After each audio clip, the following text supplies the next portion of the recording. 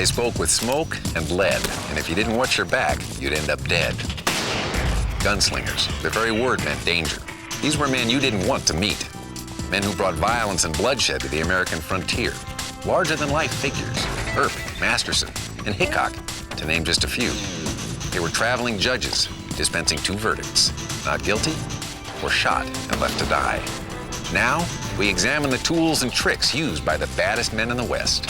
Gunslingers, next on Wild West Tech. Oh, and watch your back.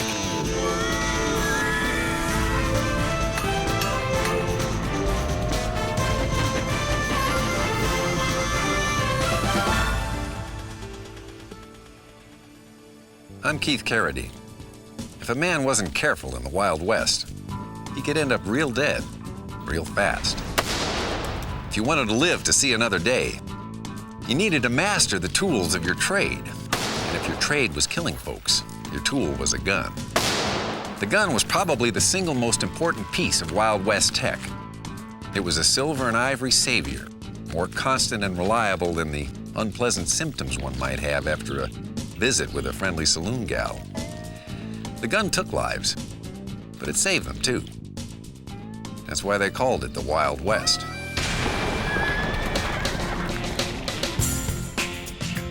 The Old West was no place for the weak-willed or the faint of heart.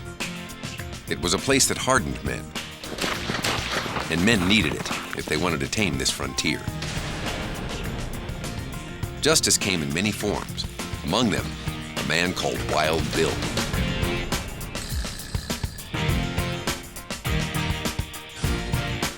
Every morning, James Butler Hickok would empty and reload his ivory-handled Colt Navy revolvers. The man they called Wild Bill wasn't a neat freak. He was just looking out for his own hide. Hickok's Colt Navies were .36 caliber 6-shot cap and ball revolvers with an accurate killing range of 50 yards. These guns didn't use cartridges. They were loaded with loose black powder and round lead balls. A percussion cap at the back of each firing chamber provided the spark to ignite the powder, firing the ball downrange. This all worked just fine, most of the time. But cool overnight temperatures could cause the powder in the firing chambers to shrink and draw in moisture. That led to misfires, and it could send a gunslinger to an early grave. As Marshal of Abilene, Kansas in 1871, Hickok couldn't take chances. He reloaded often because, as he put it, when he fired his guns, he had to be sure.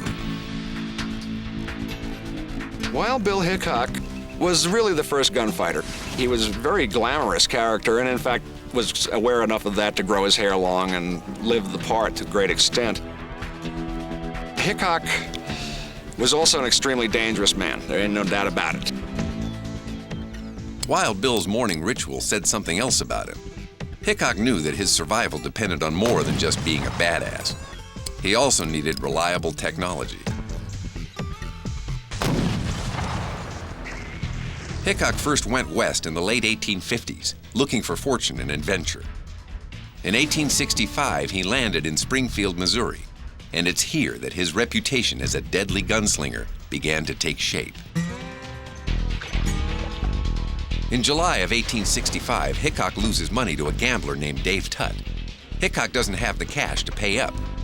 To make matters worse, the two men are chasing the same girl. It's a potentially deadly combination of debt and damsel. Tutt adds fuel to the fire, reaching across the table and grabbing Wild Bill's prized pocket watch to hold as collateral. This little taunt went on for a couple of days, and so finally, Tutt told Hickok that he was going to walk across the town square with that watch in his pocket, and Hickok responded that only if dead men could walk. Tutt ignores the threat and makes good on his promise. He shows up on the street wearing Hickok's watch in plain view. Wild Bill and his Colt Navy revolvers are already waiting for him. And so they met actually in one of the probably few classic gunfights that ever took place in the Old West, where there was man on man across the square. Although the exact gun Tutt used has never been identified, most believe it was a cap and ball revolver similar in technology to Wild Bill's. These pistols had an average muzzle velocity of 620 miles per hour. But this duel is more about accuracy than firepower. Both men draw their guns and fire. Tut misses his mark, probably because of a rushed shot. Hickok put a bullet through Tut's heart at 75 yards, which is pretty good shooting by anybody's standards. It was a classic showdown, and it became one of the most notable incidents in the Old West for two reasons. First, it was extremely unusual. Hollywood would have you think that every gunfight was like this one. But face-to-face shootouts like this almost never took place. Gunslingers preferred to shoot their enemies without warning. There was no chivalry in the gunfighter's trade. The person who's after you, you weren't about to let him shoot you first or try to do a fair fight. Just like you do today, just like the gang members of L.A. do. You don't see them walk out in the middle of the street with two AK-47s and say, let's shoot it out. And the same thing happened back then. The Hickok-Tut fight also stands out in history because of Bill's incredible pistol shot. With 1851 handgun technology, it was no mean feat. So here it is, Wild Bill Hickok's preferred killing tool, the Colt Navy cap and ball revolver. When Hickok took hold of this ivory handle, he was really holding another man's life right in his hand. In his showdown with Dave Tut, it's said that Wild Bill blasted Tut right through the heart from a distance of 75 yards.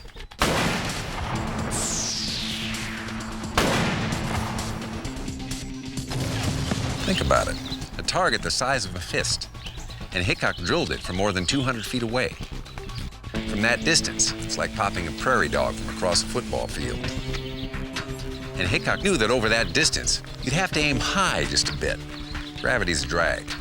Gravity will drag down your bullet over that distance. It's just a smidge, but it's enough to make the difference between a deadly shot to the heart and a painful shot to the gut. And don't forget, Tut was shooting back.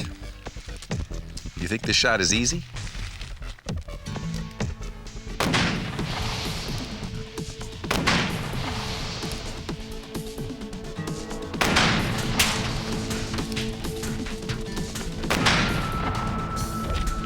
Well, I hit it once out of 4. Guess that means I might have lived. As for Wild Bill, the fatal end of this little dispute sent a message. If a man thought he could face down Hickok, he thought wrong. By the late 1860s, Wild Bill Hickok had found his niche as a Western lawman in rough cow towns like Hayes City and Abilene. Men tried to gun him down, and those men fell before Bill's pistols. Both his Colt Navies and the small .32 caliber Smith & Wesson revolver he is known to have carried as a backup weapon. There was a lot to be said for being fast with a gun, and there was a lot to be said for being accurate with a gun. But if you were to come up against a man who was calm and deliberate, he'd kill you. Because it's the man who could stand with bullets whistling past his head and remain unfazed who would be able to take careful aim and fire accurately. Hickok was also willing to pull the trigger without hesitation. But being quick to fire was a double-edged sword, and it eventually sealed the gunslinger's fate.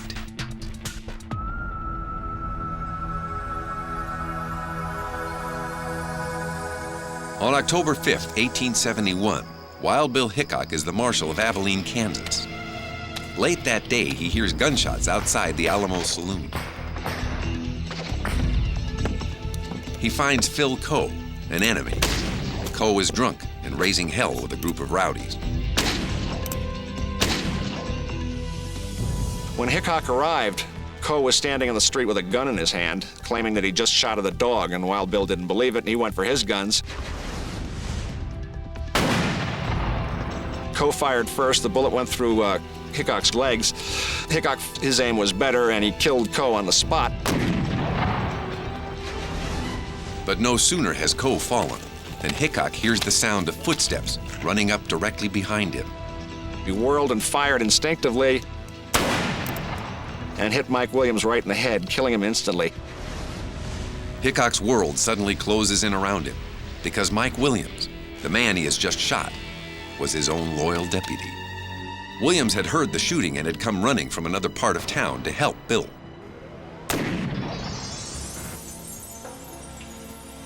Hickok never got over the tragedy.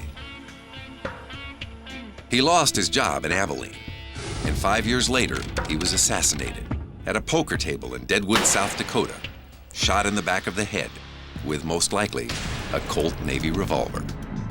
He goes out in this sad way. It's just uncharacteristic and makes it a tragedy.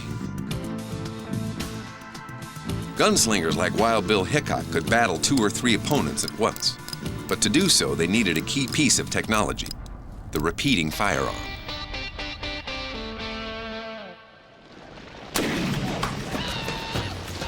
The first settlers came west without it. They had guns that could fire only 1 shot with each loading. Yet these early pioneers often found themselves battling Native Americans who weren't limited to firing just 1 projectile every minute. The Indians were very skilled with the bow and arrow. A good one can fire 5, 6, 10 arrows in a minute, so they could keep the air full of arrows. That amounted to a tremendous firepower advantage, and the first frontiersmen had nothing to match it. That is, not until 1836, when a young Connecticut gunmaker named Samuel Colt changed everything. Colt introduced the Patterson revolver, a pistol with a rotating cylinder that could fire 5 shots without reloading.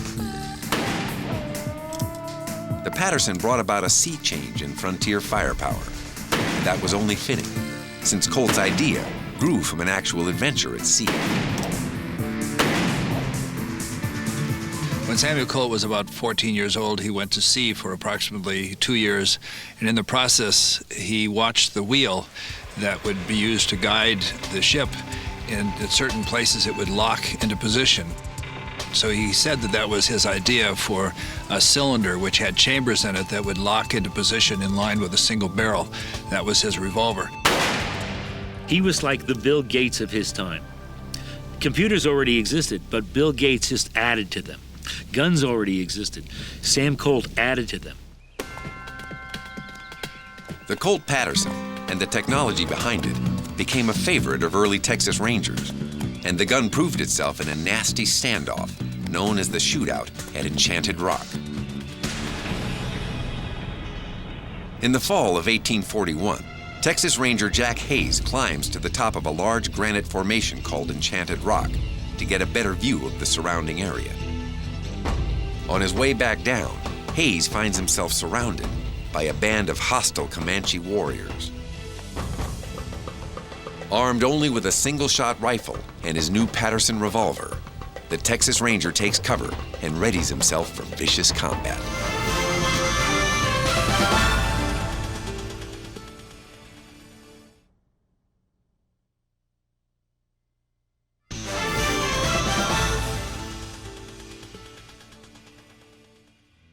Enchanted Rock, Texas, 1841. Separated from his companions while on a scouting mission, Texas Ranger Jack Hayes finds himself surrounded by a Comanche war party. Hayes has a single-shot rifle and a new pistol, a Colt Patterson 5-shot revolver.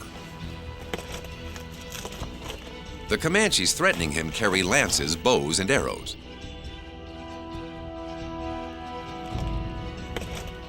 They have no doubt they can kill or capture the Ranger, using tactics developed specially to battle enemies with single-shot firearms.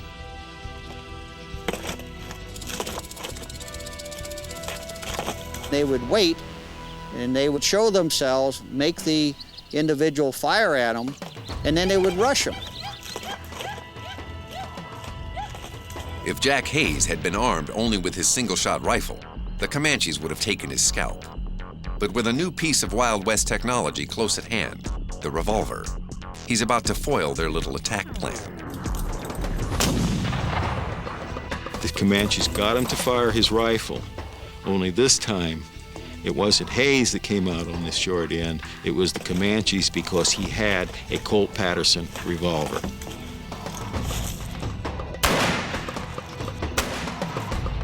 The repeat fire from Hayes's Patterson stops the attackers in their tracks. The shock demoralizes the Comanches, and they scatter when Hayes's fellow Rangers respond to the commotion. Similar life-saving performances by the Colt revolver fueled demand for repeating firearms in the West.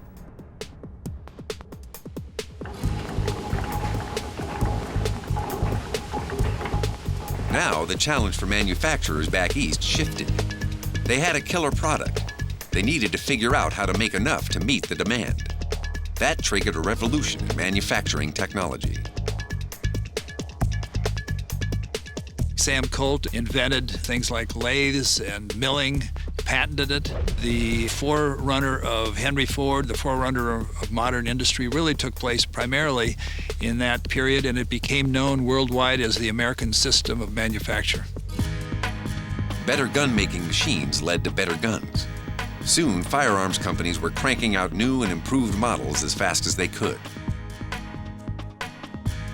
The gun industry in that period was the equivalent to the computer industry today. 6 months and that's antiquated. That's no longer in use. We're going on to something else. But a lot of these new guns were pistols. And while a pistol may have saved the day for Jack Hayes at Enchanted Rock, it was still merely a short-range weapon. To hold off enemies at greater distances, frontiersmen needed a repeating long gun, a multi-shot weapon that could reach out and touch someone over several hundred yards and do it over and over again in a hurry. It took a while, but a gun that fit the bill finally showed up in the 1860s, the Henry rifle.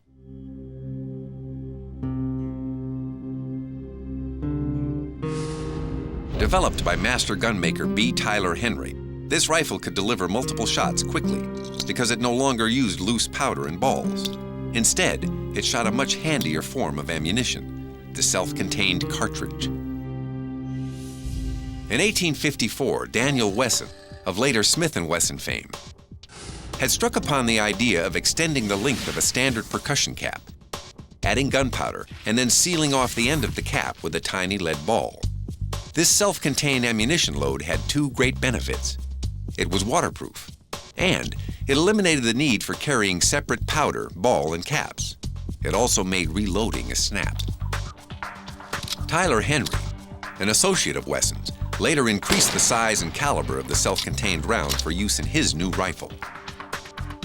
This is the classic model 1860 Henry rifle. It has a magazine tube underneath the barrel, and then the spring will move the cartridge down every time the lever is brought down. The cartridge is brought up in a little elevator. See, it also cocks the gun at the same time, close the lever, and it's ready to fire. And you can repeat this 15 times, which was a phenomenon in its day. The Henry was the first practical repeating rifle. And in the summer of 1867, this cutting-edge technology proved itself in a desperate fight for survival on the windswept grasslands of Montana.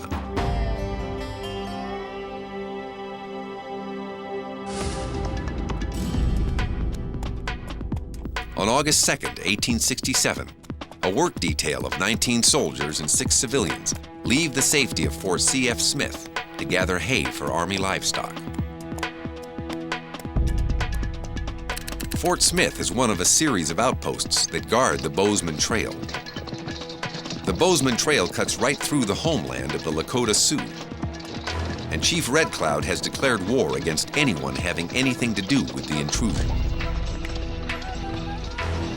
Red Cloud has assembled hundreds of warriors for coordinated attacks against several army posts at once. At work in a hayfield in the middle of nowhere, the tiny group of soldiers and civilians from Fort Smith comes under assault. The only defenses that stand between these men and the rampaging Sioux are a hastily constructed split-rail corral and a fresh new slice of Wild West technology.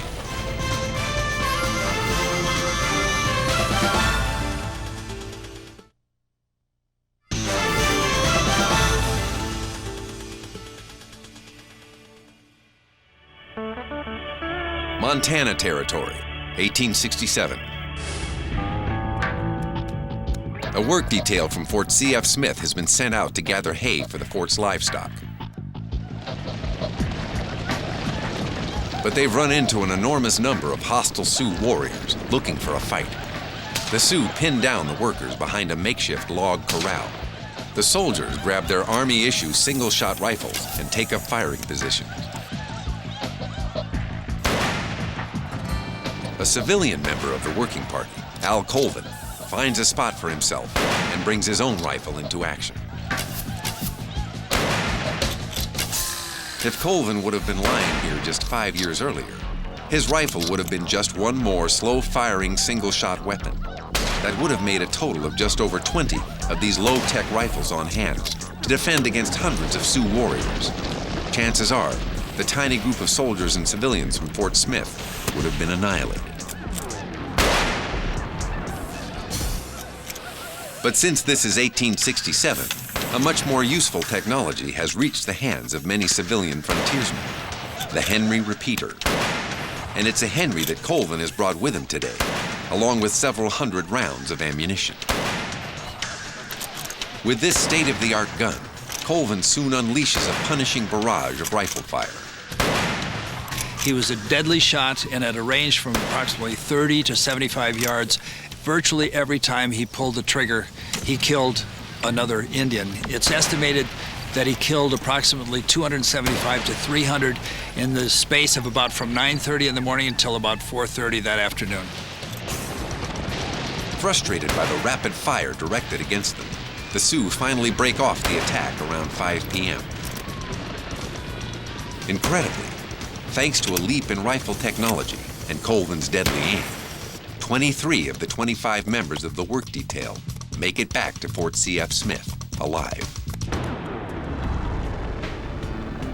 An improved version of the Henry rifle later became the Winchester, a repeater that found a home in the hands of many a gunslinger. Now, a gunslinger's means of carrying and drawing his weapon were often as important as the capabilities of the gun itself. And the choice of holster technology in the Old West was by no means limited. Just like the firearms they held, holsters underwent several transformations. Let's start in the late 1860s. This is called the Slim Jim holster. And no, it's not where you keep your beef sticks. It's based on a popular Civil War holster. But that one had a flap. This baby's flap-free for quicker access to your gun.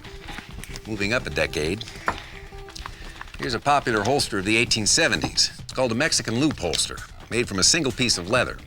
It was bigger and wider to accommodate broad cartridge belts. Cartridge guns like the Colt Peacemaker were sweeping the land, and holsters had to adapt. Now let's jump ahead to the 1890s. A skeleton rig holster. It's a shoulder holster with no scabbard, and a quick draw artist's favorite. Also from the 90s, the Bridgeport rig. Take a look at this. Swivel action, like a modern clip on a cell phone. You could actually swivel a gun around and fire it without taking it off the belt. Or, if you wanted, you could take it off the belt and use it like a regular handgun. It was also handy if you had to sit down and didn't want to get rid of your iron. You simply spin the gun out of the way and you're set. But not every gunman had the option of wearing a pistol on his hip in plain view. In most towns in the Old West, carrying a gun was illegal, despite what you see in the movies. Nobody walked into a saloon wearing a gun where everyone else is wearing a gun. That could be a very bad thing. Of course, everyone disobeyed the law and carried concealed weapons too, but never on their hips. It was against the law. You couldn't do that. Even law officers, who could carry guns in town legally, often tried to conceal their weapons under their coats. At the gaming tables, gamblers like Doc Holliday often packed mini pistols called Derringers, small enough to slip easily into a vest pocket. Well, this is a classic over and under Derringer. It opens by the side lever, pulling that down, tips the barrel open, has another little lever on this side that you can press back, and it ejects the cartridges. Easy-to-hide pocket guns were also popular with prostitutes as self-defense weapons. two madams in El Paso got in a gunfight in the 1890s with each other, and one of them was shot by the other in what the newspaper called the pubic arch, except there was a typographical error and they called it the public arch, which most people kind of thought was more accurate. But men who worked outside the city limits didn't worry about hiding their guns. These guys simply wore the rig they found most comfortable and practical in their daily lives.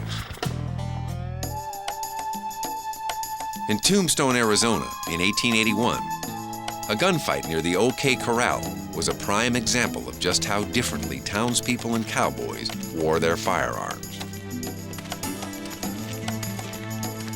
This battle pitted the Earps, town-based lawmen and gamblers, against the Clantons and McLowrys, cowboys who worked outside of town on ranches. On the day of the gunfight at the OK Corral, the Clantons and McLowrys have come into town. They ignore a law saying they must turn over their firearms. The weapons are boldly displayed in leather holsters on their hips. The Earps catch wind of this and head for the corral to disarm the cowboys by force. Along the way, another local lawman tries to head off the brewing trouble. John Behan is also a friend of the Clantons and McLowrys, so he tells the Earps he's taken care of the problem and removed the cowboys' guns. Now, a critical thing happens here. We have this idea from the movies that everybody's got on gun belts.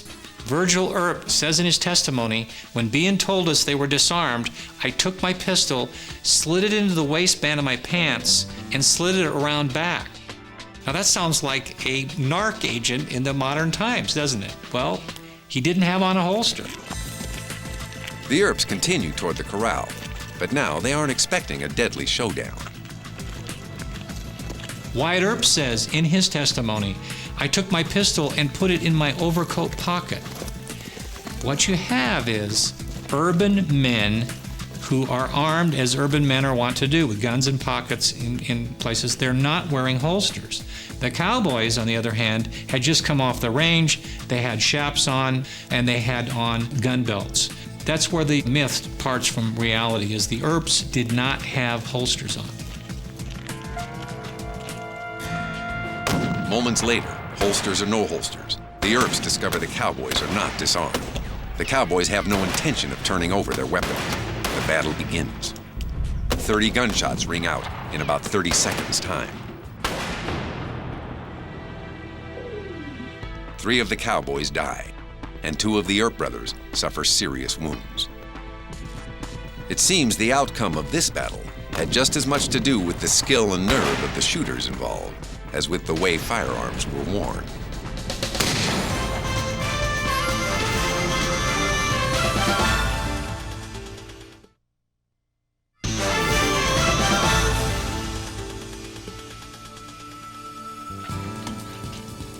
So how do you win a gunfight? Legendary lawman Wyatt Earp had a strategy. He said, take your time, in a hurry. The gunslinger knew that if you wanted to kill a man before he killed you, there was no room for mistakes. Anyone who pussyfooted around with fancy tricks and sneaky draws was likely to end up dead. But practice does make perfect. Some gunmen got good enough to pull off a trick shot when it mattered most. And that included a cold-eyed Texas killer named John Wesley Hardin. John Wesley Hardin was, bar none, the deadliest gunfighter who ever lived. Most of these guys had vastly inflated reputation. Hardin was the exception. Most historians agree that on his 21st birthday, he killed his 40th man. And that's incredible. Of course, according to John Wesley, every single one of them was self-defense. John Wesley Hardin was the son of a Methodist minister. It's believed he killed his first man at age 15. The incident put him on the run. He became a cowboy, joining the trail drives that moved cattle north from Texas to Kansas. For most cowboys, a six-shooter was a tool of the trade. Their job required them to cross wild country, and they needed a gun to protect both themselves and the herd. By the late 1870s, the most common six-shooter was the Colt Peacemaker. It fired .45 caliber metallic cartridges and had a spring-loaded sliding rod to eject spent casings. The Smith & Wesson Company also produced a similar six-shooter called the Model 3 American. This was the gun Wes Hardin preferred, and he seemed to think of his revolver as something more than just a safety tool. He practiced with it every chance he got. He developed a deadly accuracy and even twirled his gun from time to time. It wasn't long before Hardin's pistol began dealing death to men the young cowboy felt had wronged him. Along the way to Kansas, he kills at least a half a dozen people, including 5 vaqueros, in a very dramatic shootout along the Little Arkansas River. In fact, at that particular time, a lot of people in Kansas called him Little Arkansas because of those killings there. Hardin seemed to like to kill, and a special deadliness lurked inside him. He even claimed he once intimidated the great Wild Bill Hickok. In his memoirs, Hardin said he befriended Wild Bill when Hickok was Marshal of Abilene, Kansas in 1871. They drank together, they saw the girls together, they caroused some together. Like most other cow towns, Abilene had an ordinance banning the wearing of firearms within city limits. As Marshal of Abilene, it was Hickok's job to enforce the law. One day, Hardin appears in town wearing his 6-gun. Wild Bill tracks him down and orders him to turn over the firearm immediately. With a sly grin, Hardin pulls his pistol out of its holster and presents it to Bill butt first. But when Hickok reaches for it, Hardin twirls the gun and brings the muzzle into Wild Bill's face. Did that happen or did it not? The only evidence is in Hardin's memoirs and his own autobiography. Most historians say no, it definitely didn't happen. I say yes, it definitely did happen because that's vintage Hardin. Hardin admired Hickok. He looked up to Hickok. I think Hardin was not trying to threaten Hickok, he was trying to impress him. He wanted to be patted on the head by Hickok. Says, "Damn, I didn't know you could do that, boy. That's pretty slick." Speaking of slick, meet world champion gun spinner Joey Dillon. How you doing, Keith? Hey, Joey. So obviously you know how to handle a gun.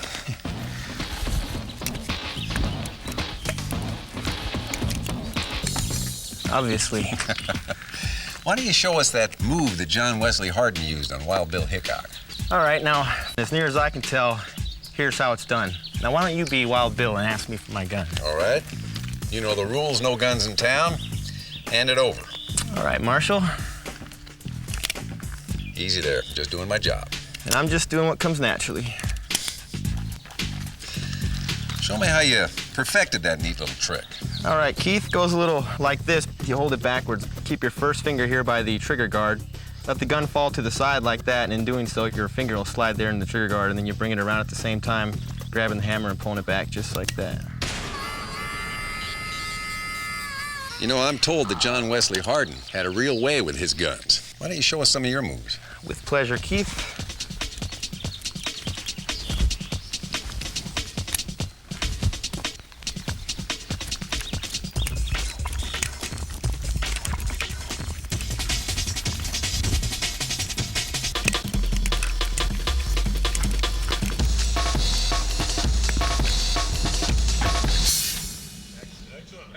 Nice work. Thanks Thanks for the demonstration. All right, thank you. Now, John Wesley Hardin was a man outside the law, but eventually, the law caught up to him. And that began one of the most fascinating chapters in Wild West history. Wes Hardin eventually served 17 years in prison for his crimes. Incredibly, he studied the law while in jail and emerged a reformed man, at least to some degree. He was admitted to the bar in Texas and opened a law office in El Paso.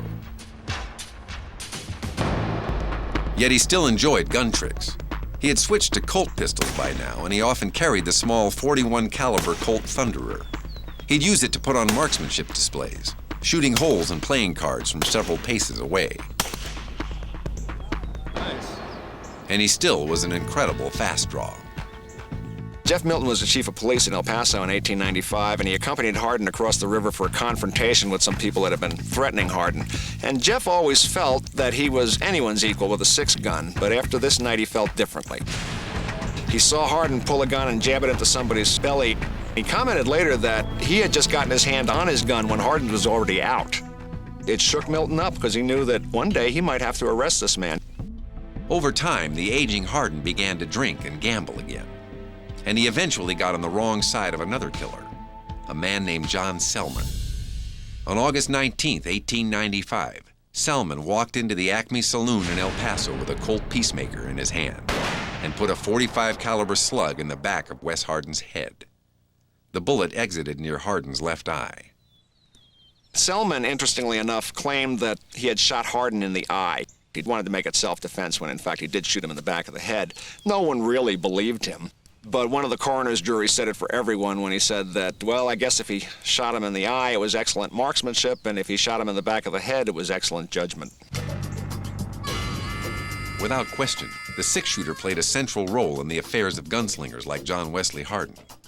But even so, the handgun was most often a weapon of second choice in the Old West. The rifle was the real workhorse. On September 7, 1876, 8 ex-Confederate guerrilla raiders divide into groups and amble their horses into the peaceful farming community of Northfield, Minnesota. It's a long way from home for these Missouri ruffians. But in their words, Northfield has a fat bank brimming over with Yankee money. These Southern gunslingers, led by Jesse James and Cole Younger, have been carrying on a personal war against banks and trains owned by Northern interests for at least 10 years. The James brothers and the Younger brothers were the most successful crime syndicate to come out of the Civil War. And they were robbing banks and trains and stagecoaches and even state fairs at will. And no one could stop them because people had covered for them in their home state of Missouri. Their tactics were basically to ride into a town, go to the local bank, take everybody surprised, shoot the place up, take the money, and then ride out of town. But the impending raid on Northfield will turn out quite differently. The town has been warned the gang might be coming, and the luck of the James and Younger brothers is about to run out.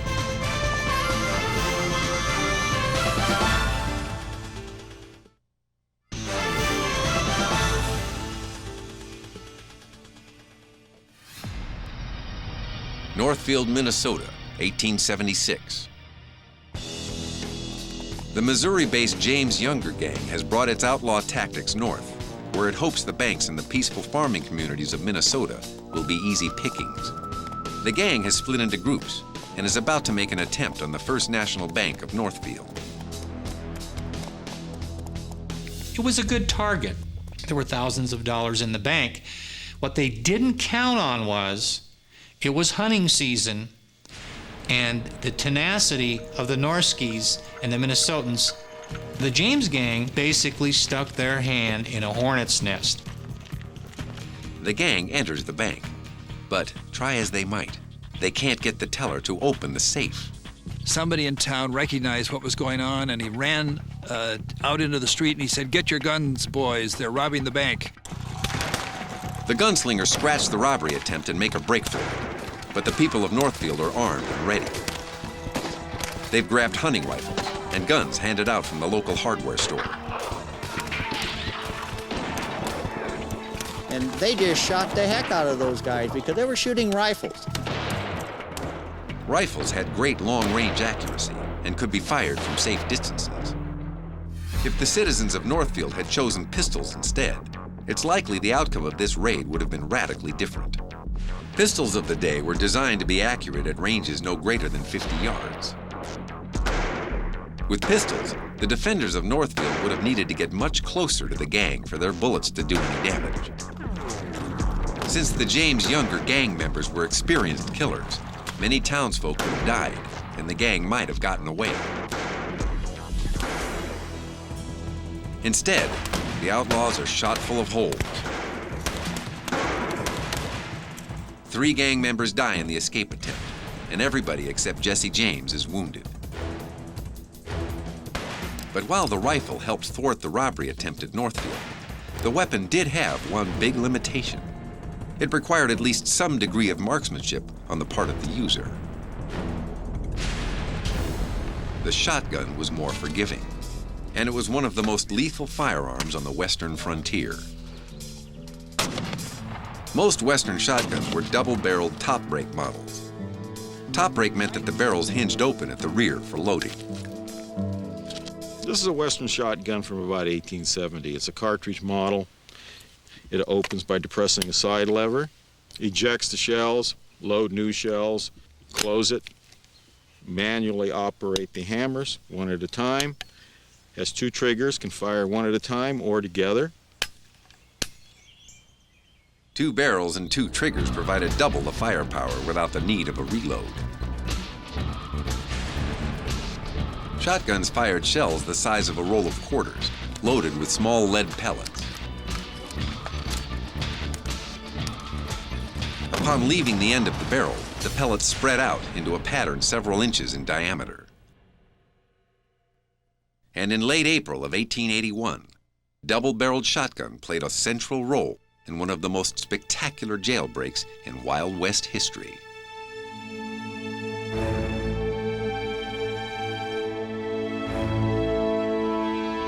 A young outlaw named Henry McCarty, but better known as Billy the Kid, is being held in handcuffs and leg irons. He's on the second floor of the Lincoln County, New Mexico courthouse. Billy the Kid is going to be executed. On April 21st, at around 6 p.m., the courthouse is empty, except for Billy and one guard, Deputy J.W. Bell. Everyone else is across the street at dinner. Billy asks to be escorted to the privy out back. Deputy Bell obliges. It's a fatal error. Billy makes the most of the opportunity.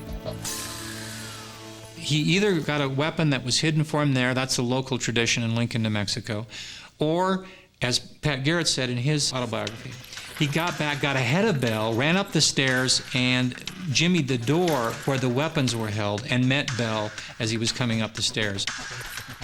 Regardless of how the kid got the gun, he shoots and kills Deputy Bell. And he isn't finished yet. He then grabs a shotgun belonging to Bob Ollinger, another deputy that Billy hates. Ollinger likes to flaunt the gun in Billy's face.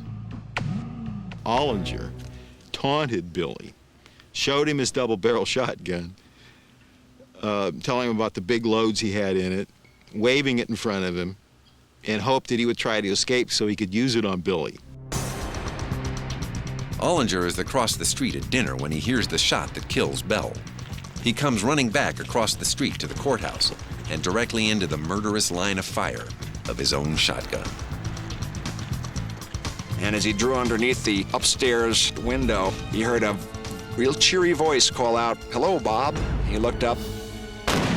He got both barrels of his own shotgun in the face and chest. He was hit by 18 buckshot, which pretty much ended the relationship. Incredibly, the kid doesn't have to make a break for it immediately.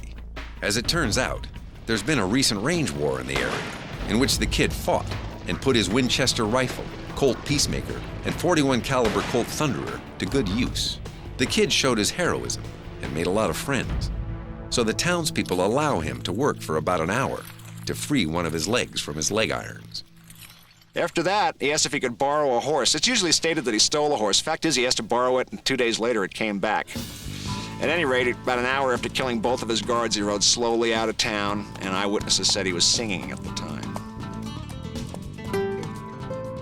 78 days after the escape, Lincoln County Sheriff Pat Garrett found Billy the Kid unarmed at Fort Sumner, New Mexico, and shot him in the dark with a Colt Peacemaker.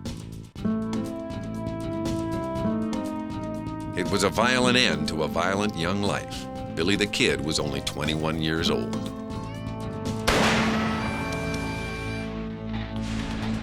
Gunslingers were rough men, and they were used to rough ways. They knew that in the Wild West, death could be around every corner, hiding in every saloon, or riding into town looking for trouble. In order just to stay alive, gunslingers had to use the very best technology available to them. Sometimes, Even that wasn't enough. Just ask Wild Bill Hickok, John Wesley Hardin, or Billy the Kid. Rough men who lived by the gun and died by it, too.